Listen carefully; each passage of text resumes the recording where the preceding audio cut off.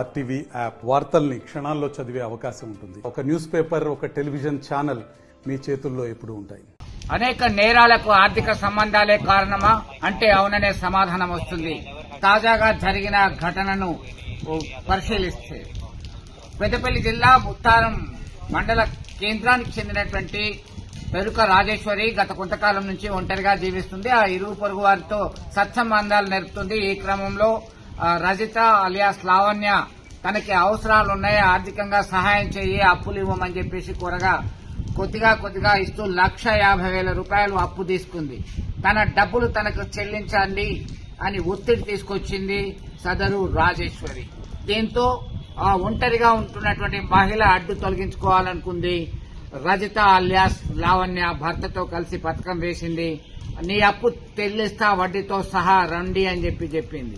ఈ క్రమంలో తన డబ్బులు తనకు వస్తాయి కదా అని ఆశగా వెళ్లినటువంటి రాజేశ్వరికి నిరాశ ఎదురైంది.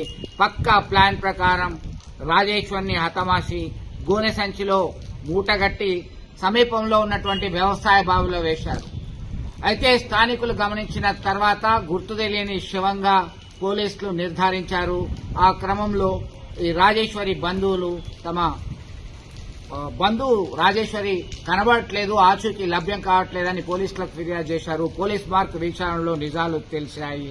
గత కొంతకాలం నుంచి కూడా రజిత అలియాస్ లావణ్య, రవి దంపతులతోని రాజేశ్వరి సత్సంబంధాలే ఉన్నాయి. అయితే అప్పు కోసం తిరిగి చెల్లించాలంటూ ఒత్తిడి చేస్తుంది అని చెప్పి నిర్ధారణకు వచ్చారు. ఈ క్రమంలో వాళ్ళని విచారించగా ముగ్గురు, ఒకవైపు రజిత, ఆమె భర్త రవి, డ్రైవర్ తిరుపతి సహాయంతో హతమార్చినట్టు ఒప్పుకున్నారు. రాజేశ్వరి ఒంటి మీద ఉన్నటువంటి నగలు సైతం వరంగల్ను ఆధారించారు. ఈ క్రమంలో రామగుండం కమిషనరేట్ పరిధిలో ఉన్నటువంటి ఏసీపీ రమేష్, ఇతర సీఏలు, ఎస్ఐలు నివేదించడం జరిగింది. మీడియా సమావేశంలో వెల్లడించారు.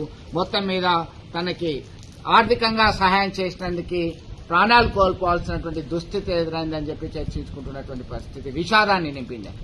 రహదారి పక్కన ఉన్నటువంటి ఒక బావిలో ఒక మూట ఉంది, అనుమానాస్పదంగా ఉంది అనేటువంటి ఇన్ఫర్మేషన్ మీద ఇమ్మీడియట్ గా పోలీసులు అక్కడికి రష్ అయ్యి ఆ బావిలో నుంచి మూటను తీసి పరిశీలించగా ఒక స్త్రీ యొక్క మృతదేహాన్ని ఆ మూటలో కట్టి పెట్టి దాంట్లో పడవేసిన ఇన్సిడెంట్ మీద మేము ఉత్తరం పోలీస్ స్టేషన్ లోపల ఒక హత్యా నేరం నమోదు చేసి దర్యాప్తు చేయడం జరిగింది. దీని మీద రామగుండం కమిషనర్ గారి ఆదేశాల మేరకు 2 టీంలను సెపరేట్ గా ఏర్పాటు చేసి దాని మీద లోతుగా ఇన్వెస్టిగేషన్ చేయడంతో ఆ మృతురాలు ముత్తారం చెందిన పెరుక రాజేశ్వరి లాగా గుర్తించడం జరిగింది. ఆ పెరుక రాజేశ్వరి అనేటువంటి స్త్రీ 65 సంవత్సరాలు గల స్త్రీ. ఆమెను ఎవరు ఎందుకు చంపినారనేది ఇంకా పరిశీలించి లోతుగా దర్యాప్తు చేయడంతో అదే గ్రామానికి చెందిన అమ్ము రజితకు ఈ రాజేశ్వరి కొంత అప్పు ఇవ్వడం, 1,50,000 రూపాయల వరకు దఫాలుగా అప్పులు ఇచ్చినందుకు ఆ అప్పు తీర్చే క్రమం లోపల ఈ రజితకును ఈ రాజేశ్వరికి మధ్య గొడవ జరగడం, తర్వాత రజిత యొక్క బంధువు మిత్రుడు వాడు కుక్కముడి తిరుపతి అనే అతను కూడా దీంట్లో ఇన్వాల్వ్ అయినాడు. ఈ కుక్కముడి తిరుపతి రజిత కలిసి ఆమెను అప్పు డబ్బులు ఇస్తామనే నెపంతో ఇంటికి పిలిపించుకొని ఆమెను చంపి ఆ మూట కట్టి ఆమె భర్త సహాయంతో, రజిత భర్త అమ్ము రవి, వీళ్ళు ముగ్గురు కలిసి ఆ మృతురాలిని గోనె సంచి లోపల మూట కట్టి దాన్ని తీసుకెళ్లి బావిలో పడేసినట్టు మాకు పరిశోధనలో తేలింది. పైగా వీళ్ళు ఆ మృతురాల మీద ఉన్నటువంటి 4 తులాల బంగారాన్ని కూడా తీసుకొని వాళ్ళు వరంగల్లో అమ్మడం జరిగింది.